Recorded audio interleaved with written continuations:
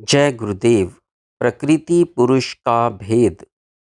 उद्धव जी बोले, हे प्रभु कृष्ण, यद्यपि स्वरूप से प्रकृति और पुरुष दोनों परस्पर भिन्न हैं, फिर भी एक दूसरे के आश्रित होने से उनका भेद नहीं दिखता। प्रकृति में पुरुष और पुरुष में प्रकृति एक से प्रतीत होते हैं। अतः हे सर्वज्ञ, मेरे हृदय में यह बड़ा भारी संदेह है, इसको कृपा करके अपने अमृतमय वचनों से दूर कीजिए। हे देव, जीवों को आपकी कृपा से ज्ञान होता है। सब जीव आपकी माया से मोह में पड़े हैं। अपनी माया शक्ति की विचित्र गति को आप ही जानते हैं। आपके बिना उसको कोई नहीं जान सकता। श्री भगवान बोले कि हे पुरुष श्रेष्ठ उद्धव, प्रकृति और पुरुष का भेद तो स्पष्ट ही है, किंतु यह विकारवान प्रपंच जो तुम देखते हो, वह केवल प्रकृति के गुणों के क्षोभ का ही परिणाम है। मेरे त्रिगुणात्मिका माया अपने गुणों से अनेक प्रकार के विकल्प रूप भेद उत्पन्न करती है। वह विकारवान भेद अध्यात्म, अधिदैव और अधिभूत रूप से तीन प्रकार का है। जैसे चक्षु इंद्रिय अध्यात्म, रूप अधिभूत और सूर्य अधिदैव हैं। ये तीनों परस्पर एक दूसरे के आश्रय से सिद्ध होते हैं, तथापि आकाश स्थित सूर्य इस रूप और चक्षु से पृथक स्वतः सिद्ध होता है। उसके ही प्रकाश से चक्षु और रूप प्रकाशित होते हैं। पृथक रहा हुआ सूर्य ही रूप और चक्षु के प्रकाश का कारण है।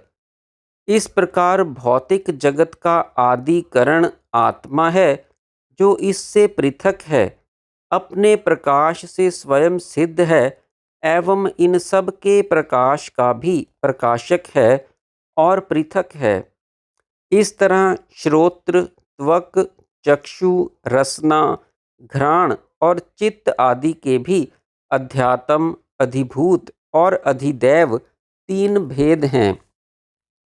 श्रोत्र इंद्रिय अध्यात्म, उसका विषय शब्द अधिभूत और उसके देवता दिशा अधिदैव हैं। त्वचा इंद्रिय अध्यात्म, उसका विषय स्पर्श अधिभूत और उसके देवता वायु अधिदैव हैं। चक्षु अध्यात्म, उसका विषय रूप अधिभूत और उसके देवता सूर्य अधिदैव हैं। नासिका अध्यात्म, गंध अधिभूत, देवता अश्विनी कुमार अधिदैव हैं। बुद्धि अध्यात्म, बोधव्य अधिभूत और देवता ब्रह्मा अधिदैव हैं। चित्त अध्यात्म, चिंतनीय विषय अधिभूत और देवता वासुदेव अधिदैव हैं। भेद अभेद का मूल कारण। जिस गुण क्षोभ के कारण प्रकृति के मूल से महतत्व आदि उत्पन्न होते हैं, उनमें यह अहंकार ही मोह और विकल्प रूप भेद भाव का मुख्य हेतु है। यह अहंकार सात्विक, राजसिक और तामसिक भेद से तीन प्रकार का है। इस कारण लोग ईश्वर है ही नहीं ऐसी द्विविधा में रहते हैं और सत्य मिथ्या आदि विवाद रूप विकल्प से भेद बुद्धि का भेद उत्पन्न करने वाले लोग अहंकार के ही कारण आत्म तत्व को नहीं जान सकते। उन लोगों को अपनी आत्मा के अज्ञान के कारण ही भेद प्रतीत होता है, जो व्यर्थ ही है। जब तक मनुष्य मुझ से विमुख रहते हैं, तब तक इस अहंकार रूप भेद की निवृत्ति नहीं होती। गुणों से कर्म की उत्पत्ति होती है और गुणों की साम्य अवस्था में वैषम्य होकर तीनों गुणों की उत्पत्ति होती है। जीवात्मा सत्व आदि गुणों से संयुक्त होकर कर्म के फलों को भोगता है। जब तक गुणों की विषमता रहती है तब तक नानात्व भी रहता है, और जब तक भेदभाव रहता है तब तक जीवात्मा परतंत्र है। तभी तक इसको ईश्वर का भय है। इसलिए जो लोग स्वर्ग आदि की कामना से वैदिक कर्म उपासना करते हैं वे शोकातुर होकर मोहग्रस्त रहते हैं और जन्म मरण के चक्कर में पड़े रहते हैं। सांख्य योग सृष्टि क्रम। श्री भगवान बोले कि हे उद्धव, अब मैं तुमसे पूर्व ऋषियों द्वारा निर्णीत सांख्य योग का पूर्ण रूप से वर्णन करता हूँ कि जिसके ज्ञान से मनुष्य विकल्प भ्रम को शीघ्र त्याग देता है। सतयुग के प्रारंभ में प्राय सभी मनुष्य विवेक ज्ञान निपुण थे। उस समय वे लोग दृष्टा और दृश्य के भेद से रहित निर्विकल्प सत्य स्वरूप ब्रह्म को जानते थे। वह ब्रह्म वाणी और मन से परे विकल्प रहित केवल सत्य स्वरूप है। वह माया तथा ज्ञान रूप से दो प्रकार का हो गया। उनमें पहला तत्व प्रकृति है जो दो प्रकार की है, और दूसरा भाव ज्ञान है जिसको पुरुष कहते हैं। उसके पश्चात पुरुष के निमित्त मेरे द्वारा प्रक्षुभित प्रकृति से सत्व रज और तम ये तीन गुण प्रकट हुए, और इन तीन गुणों से महान सूत्र अर्थात महतत्व का उद्भव हुआ। उस महतत्व के विकार से जीवों को मोहित करने वाला अहंकार उत्पन्न हुआ। उस अहंकार के वैकारिक तेजस और तामस ऐसे तीन भेद हैं, अर्थात वह अहंकार पंच तन्मात्रा इंद्रिय और मन का कारण तथा जड़ चेतनमय है।